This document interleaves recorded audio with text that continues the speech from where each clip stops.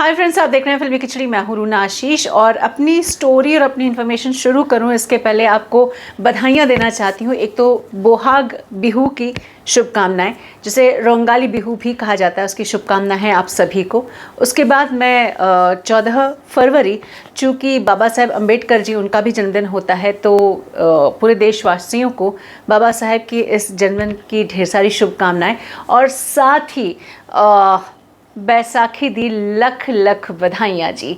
ये बधाइयाँ आपको जीवन में महका कर रखें और जिस तरीके से नई फसल आने की खुशी में ये त्यौहार मनाया जाता है, वैसे ही नई नई खुशखबरियों से आपका जीवन भरा रहे और धन धान्य से भरा रहे, ये मेरी कामना है। तो इन सारी ही कामनाओं के बीच और इन सारी ही बेस्ट विशेस के बीच में और शुभकामनाओं के बीच में एक अच्छी वाली खबर लेकर आ गई हूँ।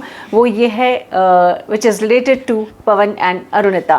फ्रेंड्स, पवन एंड अरुणिता की अगर मैं बात करती हूँ तो एक लंबे इंतज़ार के बाद दोनों प्रकट हुए थे।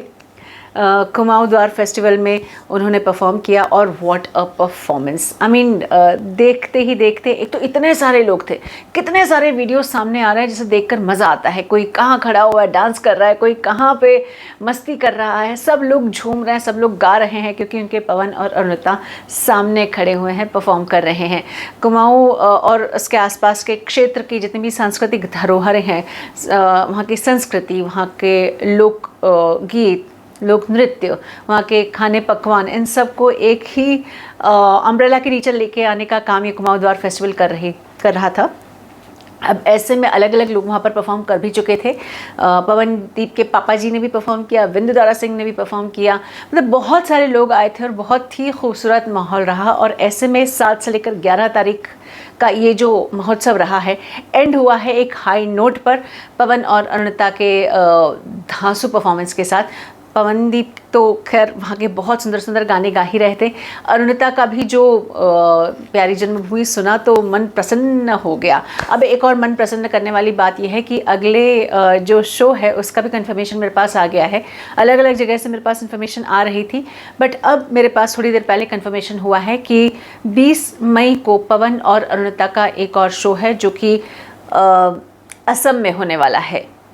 फ्रेंड्स, ये जो फेस्टिवल की डिटेल्स आई है वो ये है कि ये यूनाइटेड क्लब इनके द्वारा आयोजित किया जा रहा है और डेट जो दी गई है वो 19 और 20 मई की दी हुई है। और जो पोस्टर सामने आता है, हालांकि मैं इस बात की कोई गारंटी अभी तो नहीं ले रही है कि ये पोस्टर की कितनी सत्यता है, इसका सत्यापन मैं अभी नहीं कर सकती हूँ। मेरे पास कुछ और डिटेल्स आएंगी तब मैं ये बता दूँगी हाँ ये पोस्टर ऑफिशियल है।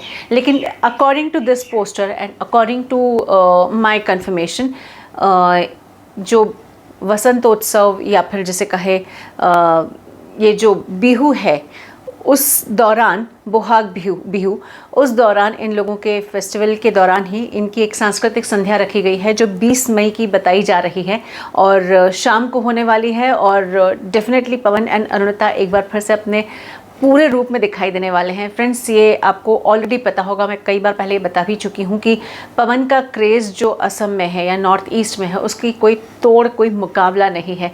इतने पागल हैं लोग उनके पीछे, उनकी आवाज़ के पीछे, उनके संगीत के पीछे। साथ ही साथ अरुणिता को भी वहाँ के लोग बहुत प्यार देना चाहते हैं, बहुत प्यार लुटाना चाहते हैं। तो चलिए, ये दोनों एक ही प्लेटफॉर्म पर आ गए हैं और दोनों आपके सामने हैं, तो भाई असम वासियों रोके किस लिए हो, जाओ प्यार करो, खूब प्यार लुटाओ, क्योंकि ये कलाकार इस लायक हैं कि इनके ऊपर संगीत भी लुटाया जा सकता है, प्यार भी लुटाया जा सकता है। और हाँ, नज़र उतार लेना इन दोनों की, क्योंकि ये साथ में रहें और साथ में हमें सुनाई दे इनके गाने, ये बड़ी अच्छी सिंगिंग जोड़ी की तरह से रहे, हमारी तो यही मनोकामना है। जय हिंद।